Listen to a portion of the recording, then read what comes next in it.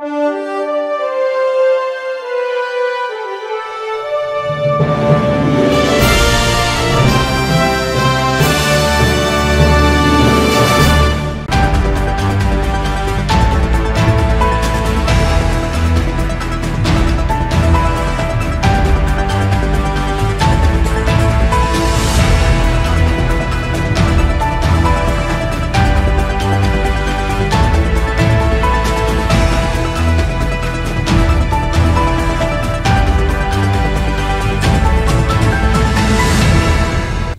To greater Guntur voice. ముందుగా headlines చూద్దాం.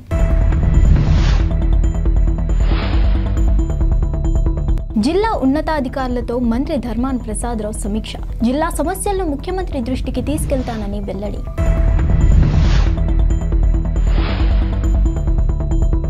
ఘనంగా మాజీ జిల్లా గ్రంథాలయ చైర్మన్ జన్మదిన వేడుకలు. శుభాకాంక్షలు తెలియజేసిన పలువురు నేతలు.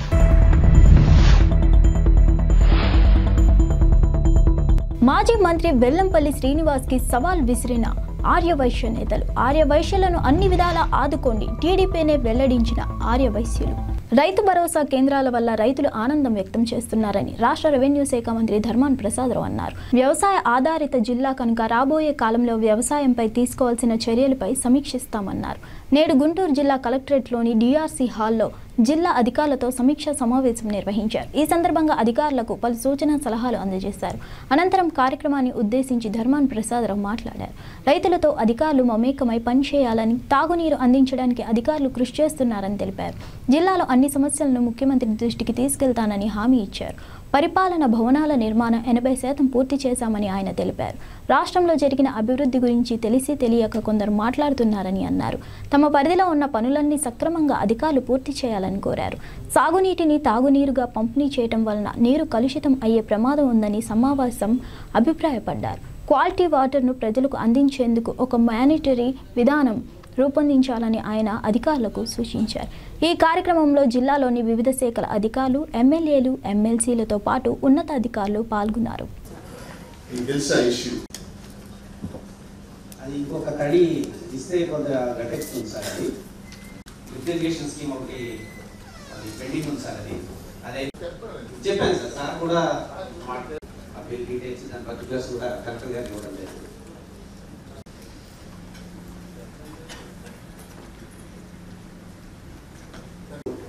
లాస్ట్ టైం నేను ఆర్కే గారు రామకృష్ణ గారు రాలే, వారు మేము అడిగితే మీరు ఈ కల్తీ మేడ్కొండూరు మండలం సిరిపురం గ్రామంలో ఇప్పుడు 50 ఎకరాలు పేరు SW 450 50 ఎకరాలు వేసాడు.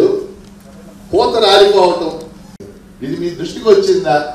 ఫర్దర్ గా యాక్షన్ ఉంటే చెప్తే కోత లేక అన్యాయం కాదు సార్. ఇది ఇక్కడ కమిషన్ సార్ తమరు అడిగిన సిబ్బంది ఆల్రెడీ ఇప్పటికే చూశారు. దీన్ని చూసి దీనికి పల్నాడు జిల్లా పెద్దకూరపాడు నుంచి కొన్నారని చెప్పి బిల్స్ కూడా నేను తీసుకురావాల్సినటువంటి కాంపెన్సేషన్ కట్టించే ప్రయత్నం తప్పకుండా చేస్తాను సార్. ఆల్రెడీ కాయలు మాత్రమే మేము చూసుకుంటామని మీరు రిటర్న్ కంప్లైంట్ ఇవ్వక్కర్లేదని చెప్పి చెప్పారని చెప్పి చెప్తున్నారు. ఎందుకంటే రైతు ఎంత ఖర్చు పెట్టిన తర్వాత విత్తనాలు కలిపి కాయలు రాకపోయినట్టయితే తప్పనిసరిగా ఉండాలి. తప్పకుండా సార్. నమస్కారం సార్ అని చెప్పి వాళ్ళు రిక్వెస్ట్ చేస్తా ఉన్నారు హై లెవెల్ ఛానల్ మీద.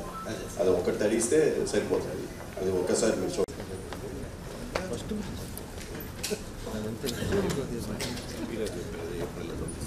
సార్ 2 రకాల స్కీమ్స్ ఇంప్లిమెంటేషన్ సార్. దీంట్లో 221 లేఅవుట్స్ హోల్ సైట్స్ మొత్తం 67,258. ఈ ప్రాజెక్ట్ కాస్ట్ 1210. ఇప్పటివరకు 14,593 ఇల్లు మనం పూర్తి చేసుకోగలిగాం సార్. బేస్మెంట్ పైన 40, టీవీఎల్ 21,240 ఇల్లు ఉన్నాయి. బేస్మెంట్ 26,378 ఇల్లు ఉన్నాయి. Roof level 25,000. ఈ ప్రాజెక్ట్ కాస్ట్ 1210. ఇప్పటివరకు 14,593 ఇల్లు మనం పూర్తి చేసుకోగలిగాం సార్. బేస్మెంట్ పైన 40, టీవీఎల్ 21,240 ఇల్లు ఉన్నాయి. బేస్మెంట్ 26,378 ఇల్లు ఉన్నాయి. Roof level 25,000.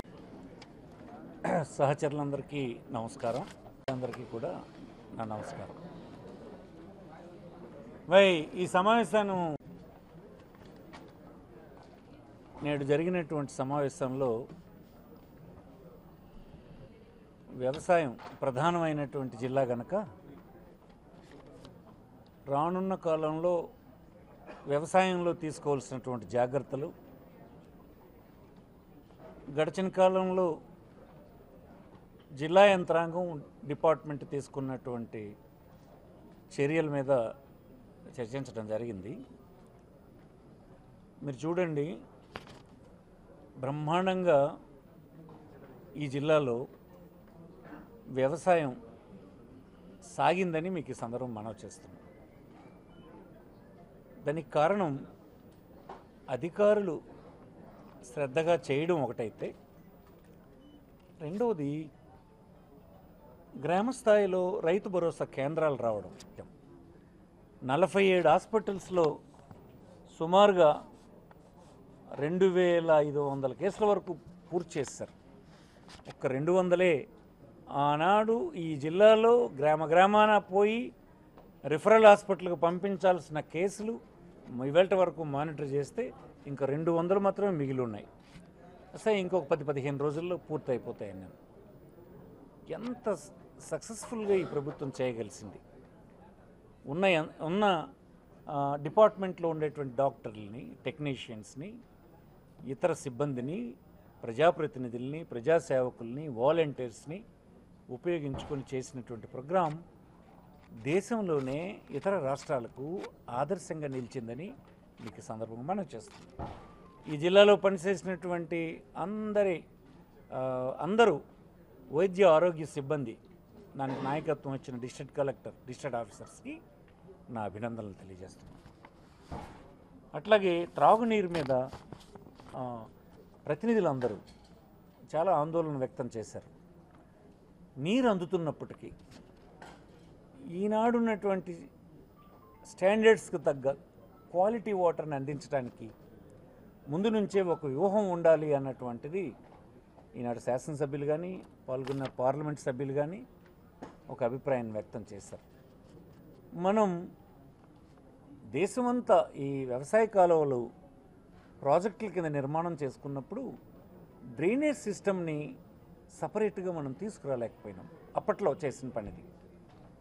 డ్రైనేజ్ వేరు, వ్యవసాయపు నీరు వేరు అన్నది లేకపోవడం వలన పెరిగినటువంటి జనాభా, ఆనాడు స్వాతంత్రం వచ్చినప్పుడు ఉన్నటువంటి 30 కోట్ల జనాభా, ఈవేళ 140 కోట్ల జనాభా, కిక్కిరిసినటువంటి జనాభాతో ఉన్నటువంటి ప్రాంతాల్లో ఈ యూసేజ్ అంతా ఆ వాటర్ కూడా తీసుకొచ్చి దీంట్లో పెడుతున్నారు.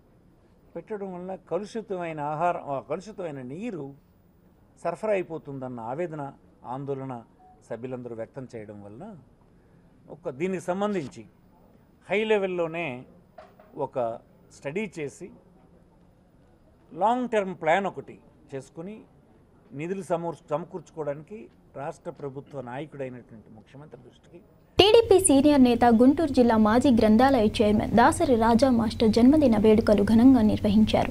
శుక్రవారం గుంటూరు నెహ్రూ నగర్లోని ఆయన స్కూల్లో నిర్వహించిన ఈ వేడుకలకు మాజీ మంత్రి నక్క ఆనందబాబు, టీడీపీ నాయకులు మొహమ్మద్ నజీర్, బీజేపీ పార్టీ నాయకులు చందు సాంబశివరావు, జనసేన పార్టీ నేరెళ్ల సురేష్ తదితరులు పాల్గొని జన్మదిన శుభాకాంక్షలు తెలిపారు.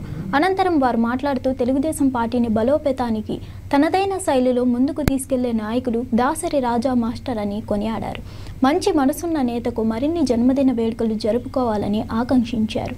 ఈ కార్యక్రమంలో నగర కాపు నేతలు పెద్ద ఎత్తున పాల్గొని జన్మదిన శుభాకాంక్షలు తెలియజేశారు.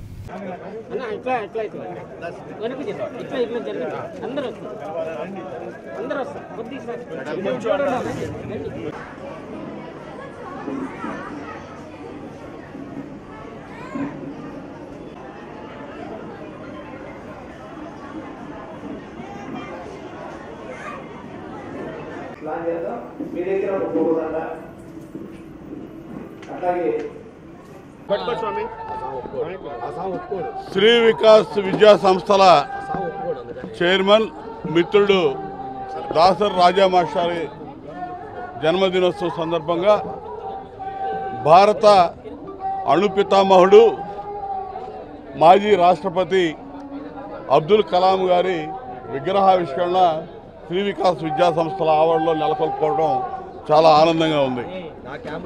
దాసరి రాజా మాస్టారు తెలుగుదేశం పార్టీలో ఒక సీనియర్ కార్యకర్తగా, నాయకుడిగా, రాష్ట్ర గ్రంథాలయ పరిషత్ చైర్మన్గా చంద్రబాబు నాయుడు గారి నాయకత్వంలో అనేక సేవలు అందించారు.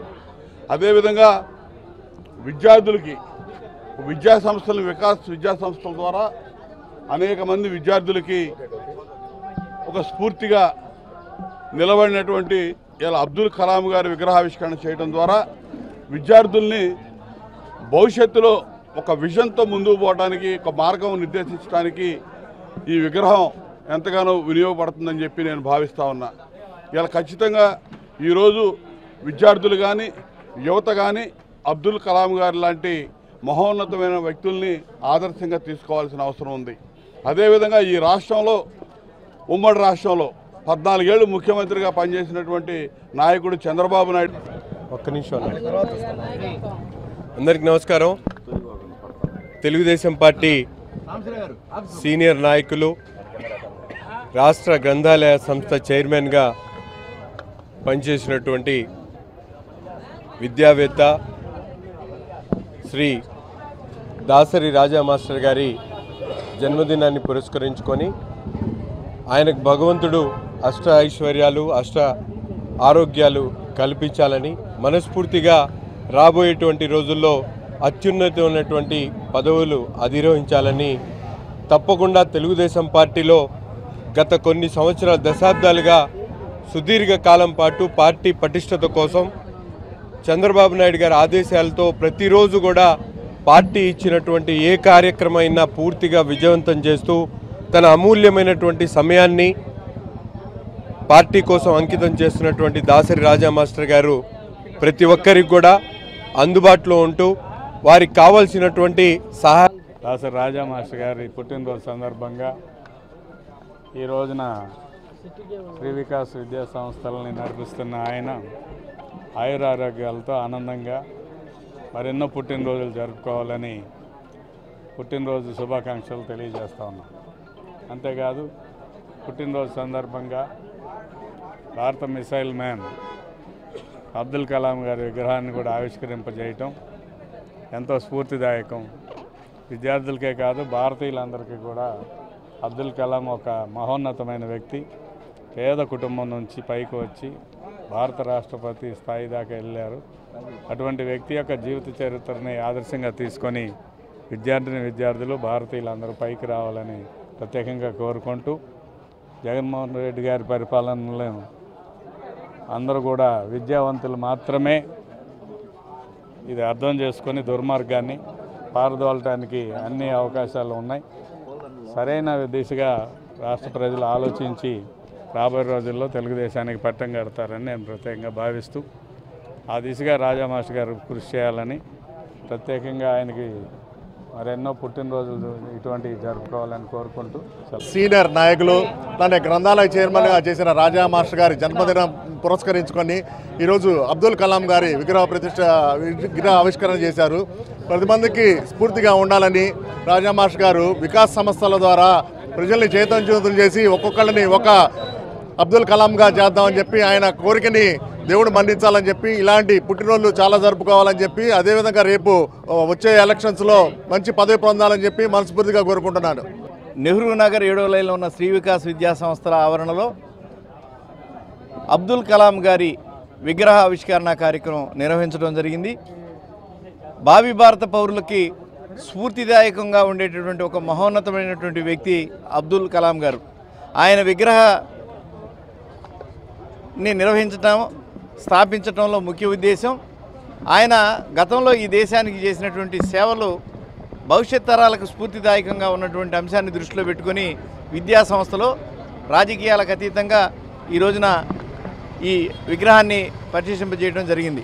ఈ కార్యక్రమానికి హాజరైన మాజీ మంత్రివర్యులు నక్కా ఆనందబాబు గారు, మాజీ శాసనసభ్యులు జిల్లా పార్టీ అధ్యక్షులు తెనాలి శ్రావణ్ కుమార్ గారు, తూర్పు నియోజకవర్గ ఇన్ఛార్జి సోదరులు నజీర్ అహ్మద్ గారు, జనసేన పార్టీ నగర పార్టీ అధ్యక్షులు సోదరులు నేరెళ్ల సురేష్ గారు, అదేవిధంగా తెలుగుదేశం పార్టీ నాయకులు, కార్యకర్తలు, జనసేన పార్టీ నాయకులు, కార్యకర్తలు వీరందరూ కూడా ఇక్కడికి వచ్చి ఈ కార్యక్రమాన్ని విజయవంతం చేసినందుకు పేరు పేరున వారికి ధన్యవాదాలు, నమస్కారాలు. టీడీపీ పార్టీ ఎప్పుడూ ఆర్యవైశ్యులకు అండగా ఉంటుందని టీడీపీ ఆర్యవైశ్య నేత ఈరంటి వరప్రసాద్ అన్నారు. శుక్రవారం జిల్లా తెలుగుదేశం పార్టీ కార్యాలయంలో ఏర్పాటు చేసిన విలేకరుల సమావేశంలో టీడీపీ ఆర్యవైశ్య సంఘం నేతలు మాట్లాడారు. ఆర్యవైశ్యుడైన గుంటూరు పశ్చిమ నియోజకవర్గ ఎమ్మెల్యే మద్దాలి గిరి ఆర్యవైశ్య కులం ద్వారా టీడీపీలో టికెట్టు పొంది గెలిచిన విషయాన్ని గుర్తు చేశారు. నేడు వైసీపీలోకి వెళ్లి టీడీపీ నేతలపై అవాకులు చవాకులు పేలడం చూస్తే విడ్డూరంగా ఉందన్నారు. మాజీ మంత్రి వెల్లంపల్లి శ్రీనివాస్ మా అధినేత చంద్రబాబుపై తప్పుడు ఆరోపణ చేయడం సరికాదన్నారు. టీడీపీ పార్టీలో నామినేటెడ్ పోస్టులు ఆర్యవైశ్యులకు ఎంతమందికి ఇచ్చారో తెలుసా అంటూ ప్రశ్నించారు. మాజీ మంత్రి వెల్లంపల్లి రంగులు మార్చి ఊసర వెళ్లి చంద్రబాబుపై సవాల్ విసిరే మొగాడివా అంటూ నిలదీశారు. రాష్ట్రంలో ఆర్యవైశ్యులను సర్వనాశనం చేసిన వ్యక్తి వెల్లంపల్లి అని విమర్శించారు. రాష్ట్రంలో ఆర్యవైశ్యులపై అత్యధికంగా దాడులు జరుగుతున్నా పట్టించుకొని పనికిరాని విషయాలపై సవాల్ విసరడం సిగ్గుచేటు అని అన్నారు.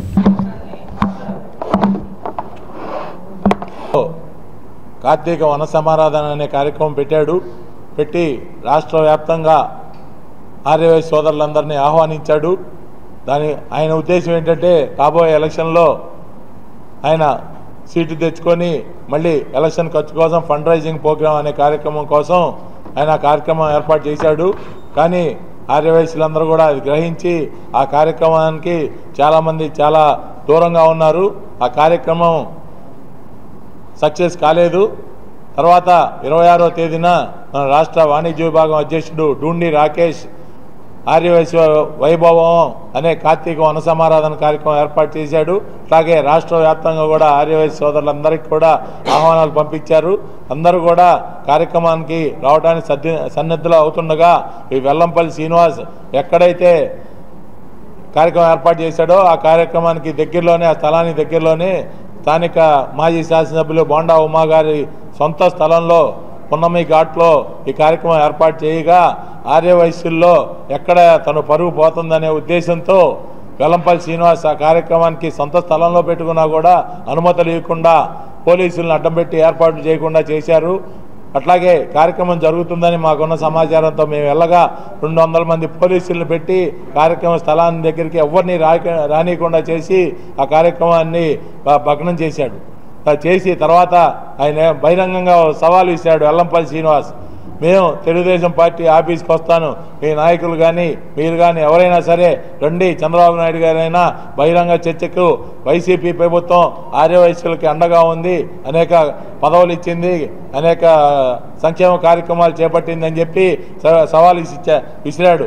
దానికి స్పందనగా డూండి రాకేష్ మేము నీ బహిరంగ చర్చకు సిద్ధం, రేపు 3వ తారీఖున విజయవాడ నగరంలోని వాసవి కనికా పరమేశ్వర అమ్మవారి స్థలంలో చంద్రబాబు నాయుడు గారు అవసరం లేదు, మేము రాష్ట్ర వ్యాప్తంగా ఉన్న మేము ఆర్యవైశ్యులం కానీ వాణిజ్య విభాగం ప్రతినిధులు కానీ మీ చర్చకు వస్తాము, సిద్ధంగా రా, నీకు దమ్ముంటే రా, విజయవాడ నగరంలో తేల్చుకుందామని చెప్పి ప్రతి సవాలు విసిరాడు. ఈ సందర్భంగా మేము ఒకటే తెలియజేస్తా ఉన్నాం, వెల్లంపల్లి శ్రీనివాస్ తెలుగుదేశం పార్టీ మొదటి నుంచి కూడా ఆర్యవైశ్యులకి సముచిత స్థానం కల్పి ఆంధ్రప్రదేశ్ తెలంగాణ రాష్ట్రాల మధ్య మరోసారి నాగార్జున సాగర్ డ్యాం వేదికగా వివాదం చెలరేగింది. నీటి వివాదాలు కొనసాగుతున్న క్రమంలో ఏపీ పోలీసుల డ్యాం వద్ద వ్యవహరించిన తీరుపై తెలంగాణ ప్రభుత్వం మండిపడుతోంది. ఈ వివాదంపై ఏపీ ఇరిగేషన్ శాఖ మంత్రి అంబటి రాంబాబు స్పందించారు. ఏపీ ప్రభుత్వం చర్య న్యాయమైనదేనని, తమ ప్రభుత్వం ఏమాత్రం తప్పులేదని అంటూ చెప్పుకొచ్చారు. ఏపీ పోలీసులు చేసింది దండయాత్ర అంటూ తప్పుడు ప్రచారం చేస్తున్నారంటూ మండిపడ్డారు. ఏపీకి జరిగిన అన్యాయాన్ని సరిదిద్దేందుకు చేసే యత్నాన్ని దండయాత్ర అంటూ ప్రచారం చేయడం ఏంటి అంటూ ప్రశ్నించారు. మా హక్కులను కాపాడేందుకు యత్నించామని, దాన్ని దండయాత్ర అంటూ తప్పుడు ప్రచారం చేయటాన్ని ఆయన తీవ్రంగా ఖండించారు. మా నీటిని మా రైతుల పంటల కోసం విడుదల చేస్తే తప్పేంటి అని ప్రశ్నించారు. మనవి చేసేది ఏంటంటే కృష్ణా వాటర్లో 66% మనది, 34% వాళ్ళది. అకార్డింగ్ టు మనం పంచుకుంటాం. నేను తెలంగాణ ప్రజానీకానికి, ఆంధ్రప్రదేశ్ ప్రజానీకానికి, తెలంగాణ నాయకులకి, ఆంధ్రప్రదేశ్ నాయకులకి మనవి చేస్తున్నా, మా వాటాకు మించి ఒక్క బొట్టును కూడా మేము వాడుకోం. మా వాటాకు రావాల్సినటువంటి బొట్టును మాత్రమే, నీరును మాత్రమే మేము వాడుకుంటాం. అయితే ఆ స్వేచ్ఛ మాకు కావాలి. మా నీరును మేము విడుదల చేసుకునేటటువంటి స్వేచ్ఛ మాకు కావాలి. ఇవాళ మీరు చూసినట్లయితే శ్రీశైలం ఉంది. శ్రీశైలం మన మేనేజ్మెంట్ బోర్డు కింద ఉండాలని అన్నారు. కానీ అక్కడ లెఫ్ట్ సైడ్ వారికి ఉన్నటువంటి పవర్ స్టేషన్ వారు చక్కగా ఉపయోగించుకుంటున్నారు. ఉపయోగించుకోవటమే కాదు, లిమిట్కి మించి కూడా వాడుకుంటున్నటువంటి సందర్భాలు ఉన్నాయి. వారి చేతిలో ఉంది కాబట్టి మేము అలా లిమిట్కి మించి వాడుకోవాల్సినటువంటి అవసరం మాకు లేదు. తెలంగాణ ప్రజల యొక్క వాడుకోవాల్సిన నీరుని 34% నీరుని మేము వాడుకోవాల్సిన అవసరం లేదు. మాకున్నటువంటి 66% వాటర్ను మాత్రమే మేము ఉపయోగించుకునేటటువంటి ప్రయత్నం చేస్తాము తప్ప మరొకటి కాదని ఈ సందర్భంగా నేను మనవి చేస్తున్నా. మా భూభాగంలో మా కెనాల్ని మేము ఓపెన్ చేయడానికి మేము వాళ్ళ ప్రయత్నం చేస్తున్నాం. ఆ ప్రయత్నంలోనే యాక్షన్కి వెళ్ళాం. ఇంతకు ముందున్నటువంటి తెలుగుదేశం పార్టీ చంద్రబాబు నాయుడు గారు ఈ హక్కులన్నీ కూడా దారిపోశారు. వాళ్ళకి దేనికి దారిపోశారో తెలియదు. చాలామంది అంటారు దేనికి దారిపోశారంటే ఓటుకు 100 కేసు వల్ల చంద్రబాబు నాయుడు గారు దారిపోశారండి అని. ఒకసారి వెళ్ళాడు చంద్రబాబు నాయుడు గారు, పోలీసు అంతా మన పోలీసు వాళ్ళ పోలీసు వెళ్ళారు. అక్కడికి పెద్ద ఘర్షణ వాతావరణం జరిగింది. ఘర్షణ వాతావరణం జరిగినా వాళ్ళ దక్షిణాలతో మనం ఉన్నాం. ఇది మన హక్కు. నేను చెప్తున్నా, లాజికల్గా నేను చెప్తున్నా, ధర్మంగా ఆలోచించమని మనం చేస్తున్నా. ఇరు రాష్ట్ర ప్రజానీకాన్ని మా హక్కుల్లో మీరు ఇంటర్ఫీర్ అవడం తప్పు, మీ హక్కుల్లో మేము ఇంటర్ఫీర్ కావని కూడా ఈ సందర్భంగా నేను మనవి చేస్తున్నా. పల్నాడు జిల్లా పెదకూరపాడు నియోజకవర్గంలోని అచ్చంపేట పెదపాలెంలోని ప్రభుత్వ పాఠశాలలని శుక్రవారం ప్రభుత్వ సలహాదారు నాగార్జునరెడ్డి సందర్శించారు. హైస్కూల్ విద్యార్థులతో digital classroom, mid day meals పై సదుపాయాలను గురించి వివరాలు అడిగి తెలుసుకున్నారు. ఈ సందర్భంగా నాగార్జునరెడ్డి మాట్లాడుతూ గతంలో ఎన్నడూ లేని విధంగా ముఖ్యమంత్రి జగన్మోహన్ రెడ్డి విద్యారంగానికి పెద్దపీట వేయడం జరిగిందన్నారు. రాష్ట్ర వ్యాప్తంగా ప్రభుత్వ హైస్కూల్లో అన్ని విద్యార్థులు వినియోగించుకోవాలని కోరారు. వీళ్ళకు ప్రభుత్వం అంటే వాళ్ళకు ఇది మనం చెప్పే చదువు కంటే కూడా ఇప్పుడు దీన్ని కూడా పెట్టుకోవాలంటే 30 days కూడా దాంట్లో సెట్ అయి ఉంటుంది కదా. యూట్యూబ్లో వాళ్ళకు 10th క్లాస్కు మనం ఇచ్చాం కదా, మనం ఇలా ల్యాప్టాప్లు ఇచ్చాము, ల్యాప్టాప్స్ ఇచ్చాము. ఎందుకు నరసరావుకి చెప్పేది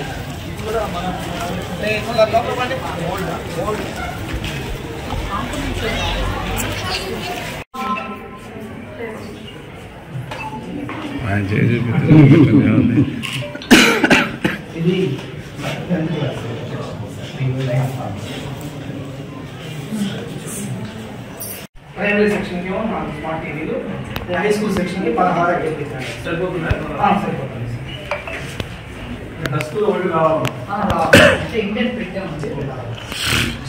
ఇది ఫస్ట్ ఎంత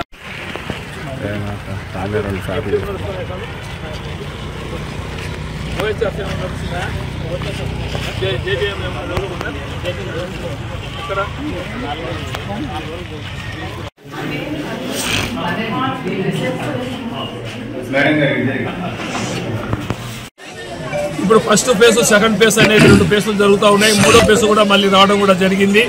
ఈ కొద్దిగా డబ్బులు మెయిన్ ఫస్ట్ ఫేజ్ అంతా అయిపోయింది. బిల్లులు కూడా కంప్లీట్ కావడం జరిగింది. సెకండ్ ఫేజ్ లో కొద్దిగా ఆలస్యం జరిగింది వాస్తవమే. కానీ థర్డ్ ఫేజ్ లో వచ్చినటువంటి అమౌంట్ ఏదైనా కొద్దిగా ఉంటే దాన్ని కొద్దిగా డైవర్ట్ చేయడం కూడా జరిగింది. కానీ తొందరలోనే ఈ మంత్ అంటే డిసెంబర్ ఆఖరికల్లా ఈ థర్డ్ ఫేజ్ డబ్బులు కూడా పూర్తిగా రావడం జరుగుతుంది. ప్రభుత్వం విడుదల చేయడం కూడా జరుగుతుంది. ఏ సందేహం పెట్టుకోవాల్సిన అవసరం లే. ఖచ్చితంగా అవి కూడా ప్రభుత్వం చేసేదానికి విద్యాపరంగా ఎంత ఖర్చైనా సరే వైద్యం, విద్య, మరి అదేవిధంగా వ్యవసాయం మీద జగనన్న చూపిస్తున్న చొరవ చాలా అమోఘమని కూడా ఖచ్చితంగా చెప్పాలి. సార్ ఇప్పుడు అర్జీ పెట్టుకోవడం జరిగింది. అంటే నాకు ఈ సమస్య అనేది మా దృష్టికి రాలేదండి ఎప్పుడు కూడా. ఇప్పుడు నేను ఇంటర్మీడియట్, డిగ్రీ కాలేజీలు నాకు కూడా కరస్పాండెంట్ గా నేనున్నాను. నాకు జరుగుతూ ఉన్నాయి.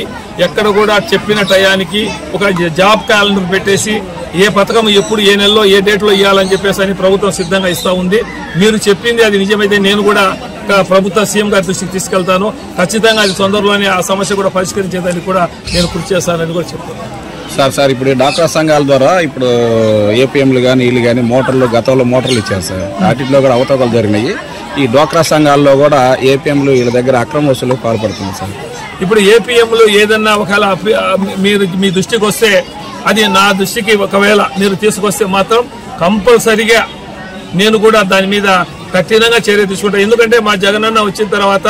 బాపట్ల జిల్లా రేపల్లెలోని చెరుకుపల్లి మండల కేంద్రంలో నీ ఓటు నీ హక్కు అనే కార్యక్రమం నిర్వహించారు.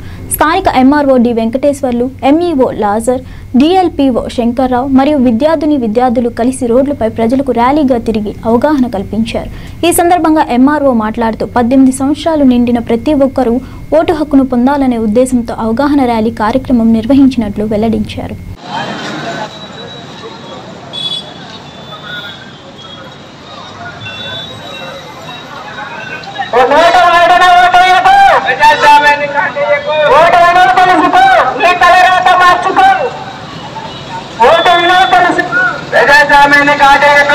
ముఖ్యమంత్రి జగన్మోహన్ రెడ్డి పరిపాలనలో రాష్ట్రం రావణ కష్టంలా కాగిపోతుందని టీడీపీ మాజీ మంత్రి నక్క ఆనంద్ బాబు విమర్శించారు. శుక్రవారం గుంటూరు నెహ్రూ నగర్లో దాసరి రాజా మాస్టర్ ఆధ్వర్యంలో ఆయన స్కూల్ ఆవరణంలో ఏర్పాటు చేసిన అబ్దుల్ కలాం, స్వామి వివేకానంద విగ్రహాలను నక్క ఆనంద్ బాబు ఆవిష్కరించారు. ఈ సందర్భంగా ఆయన మాట్లాడుతూ గడిచిన 4.5 సంవత్సరాలుగా రైతులు సాగునీటి కోసం తీవ్ర ఇబ్బందులు పడుతున్నారని తెలిపారు. చంద్రబాబు నాయుడు పాలన కోసం రాష్ట్ర ప్రజలు ఎదురుచూస్తున్నారన్నారు. అబ్దుల్ కలాం లాంటి వారిని రాష్ట్రపతిగా చేసిన ఘనత చంద్రబాబుకే దక్కిందని తెలిపారు. నాగార్జున సాగర్ జలాశయం వద్ద కొత్త తరహా మోసానికి జగన్ తెరతీశారని ప్రజలంతా గ్రహించాలని అన్నారు. తెలంగాణ ముఖ్యమంత్రి మోచేతి నీళ్లు జగన్ తాగుతున్నాడని విమర్శించారు. తెలంగాణకు రాజకీయ లబ్ధి చేకూర్చడానికే జగన్ జలజగడం సృష్టించారు. నాగార్జున సాగర్ ప్రాజెక్ట్ నీటి సమస్య విషయంలో కేసీఆర్, జగన్ తీరును చూసి ఏపీ, తెలంగాణ ప్రజలు చేదరించుకుంటున్నారని ఎద్దేవా చేశారు.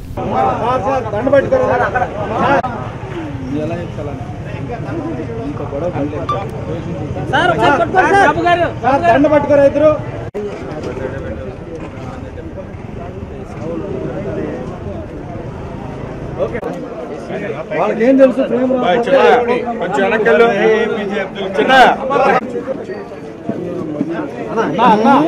అన్న చేతిలో వస్తున్నాయి అన్న మాకు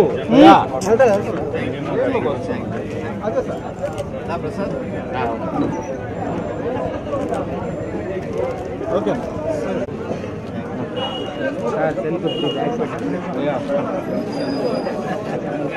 కొంచెం సైడ్ లో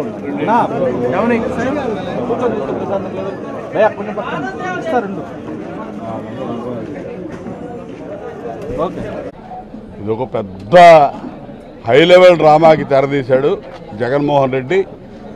4 సంవత్సరాల 7 నెలలు కేసీఆర్తో అంటగాగాడు. రాష్ట్ర ప్రయోజనాల్ని ఒక విధంగా చూస్తే అన్ని రకాలుగా కూడా తాకట్టు పెట్టాడు.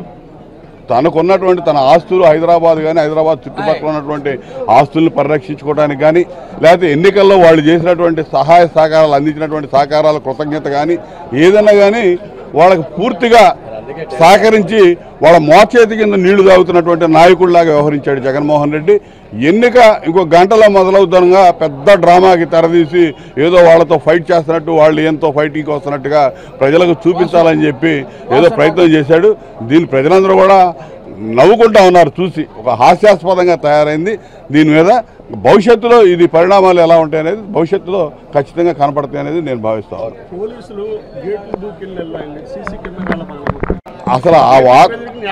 అసలు ఆ వాతావరణం సృష్టించాల్సిన అవసరం లేదు. అక్కడ వీళ్ళు పోతే ఆపేవాడు ఎవడు లేడు. అందరూ ఎన్నికలకు వాళ్ళ ఉన్నారు.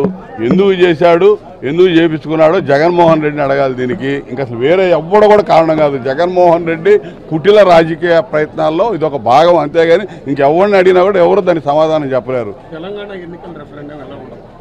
ఎప్పుడైనా ఎగ్జిట్ పోల్స్ చెబుతా ఉన్నాయిగా కాంగ్రెస్ పార్టీకి అత్యధిక స్థానాలు వస్తాయని. ఏ ఎగ్జిట్ పోల్ చూసినా మరి చెప్తా ఉంది. దానికి అంతమించి మనం చెప్పేది ఏం లేదు. తెలంగాణ ఎన్నికల ప్రభావం ఏపీ మీద బాగా చూపిస్తుంది. ఏ విధంగా చూపిస్తుంది? తెలంగాణ ప్రభావం ఏపీ మీద చూపించాల్సిన అవసరం అయితే లేదు ఏమి. జగన్మోహన్ రెడ్డిని ఇంటికి సాగనంపడం ఖాయం. జనరల్గా ఏంటంటే అధికారంలో ఉన్నవాడు అధికారం కోల్పోతే ఇంటికి పోతాడు. ఈయనేంటంటే అధికారాన్ని అడ్డం పెట్టుకొని, ముఖ్యమంత్రి పదవిని అడ్డం పెట్టుకొని తన కేసుల నుంచి రక్షించబడతా ఉన్నాడు. కేసులు విచారణ ముందుకు సాగకుండా కాపాడుకుంటున్నాడు అధికారాన్ని అడ్డం పెట్టుకొని. ఇతను ఏంటంటే అధికారం కోల్పోయిన మరుక్షణమే కేసులు వేగవంతంగా విచారణ మొదలైద్ది. శాశ్వతంగా జైలుకు పోతాడు జగన్మోహన్ రెడ్డి. ఆంధ్రప్రదేశ్ ఘోర రోడ్డు ప్రమాదం జరిగింది. శుక్రవారం తెల్లవారుజామున బాపట్ల జిల్లాలోని రేపల్లె నియోజకవర్గం చెరుకుపల్లి మండలం ఆరంబాక వద్ద గుర్తు తెలియని వాహనం ఢీకొనడంతో తల్లి కూతుళ్లు అక్కడికక్కడే మృతి చెందారు. సమాచారం అందుకున్న పోలీసులు ఘటనా స్థలానికి చేరుకొని ప్రమాదానికి గల కారణాలపై ఆరా తీశారు. ఈ ఘటనపై కేసు నమోదు చేసుకుని దర్యాప్తు చేస్తున్నట్లు తెలిపారు. మృతులను కర్ర విజయ్ కుమారి, ఆశ్రిత పావనిగా గుర్తించారు. తల్లి కూతుళ్లు మరణంతో గ్రామంలో విషాద ఛాయలు అన్నుకున్నాయి.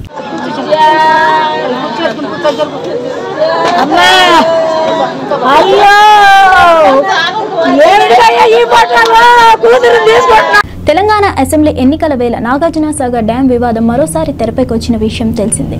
తెలంగాణలో పోలింగ్ జరుగుతున్న సమయంలో నిన్న అర్ధరాత్రి ఏపీ పోలీసులు డ్యాం వద్దకు చేరుకోవడంతో అక్కడ టెన్షన్ వాతావరణం నెలకొంది.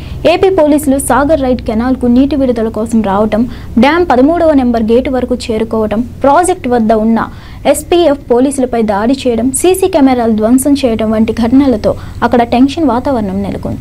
దీంతో ఏపీ పోలీసుల్ని తెలంగాణ పోలీసులు అడ్డుకున్నారు. ఈ క్రమంలో రెండో రోజు కూడా ఏపీ తెలంగాణ పోలీసులు భారీగా మోహరించి ఉండడంతో సాగర్ వద్ద డ్యాంపై ఇంకా అదే టెన్షన్ వాతావరణం కొనసాగుతుంది. కాగా నిన్న సాగర్ డ్యాం వద్దకు భారీగా చేరుకున్న ఏపీ పోలీసులు అక్కడ ఉన్న మీడియా ప్రతినిధులు ఫోన్లకు లాక్కున్నారు. నాగార్జునసాగర్ డ్యాంపై విద్యుత్ సరఫరా నిలిపివేశారు. ఎస్పీఎఫ్ పోలీసులపై ఏపీ పోలీసులు దాడి చేశారు. సీసీ కెమెరాలు ధ్వంసం చేశారు. దీంతో తెలంగాణ పోలీసులు వారిని అడ్డుకోవడంతో తీవ్ర ఉద్రిక్తత నెలకొంది.